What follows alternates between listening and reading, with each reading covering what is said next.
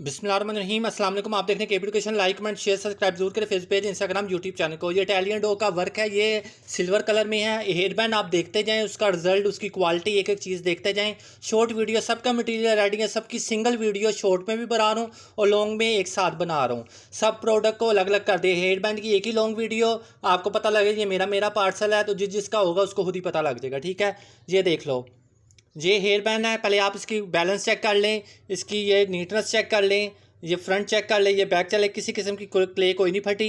ये हल्का सा 19-20 होता है, ये हवा आर पार होती है तो वो हल्का सा तो होता ही है। बाकी ये लगा के चेक कर लिए, पूरा बैलेंस में हर चीज़ ओके। और ये इस तरह से देख ले, चाहे इस तरह से देख ले। ठीक है, ये कैसा लगा मुझे ज़रूर बताएं। कुछ भी लेना हो कैटलॉग पे जो है ना व्हाट्सअप अवेलेबल है, उस पर कैटलॉग बनी हुई है, साइज़ प्राइस कलर हर एक चीज़ मेंशन है। ये हेयर बैंड कैसा लगा मुझे ज़रूर बताएं, ज़रूर बताएं, ज़रूर बताएं। और लाइक कमेंट शेयर सब्सक्राइब जरूर करें। पिक्चर अपलोड है, वहाँ से देख लें। अल्लाह हाफिज़।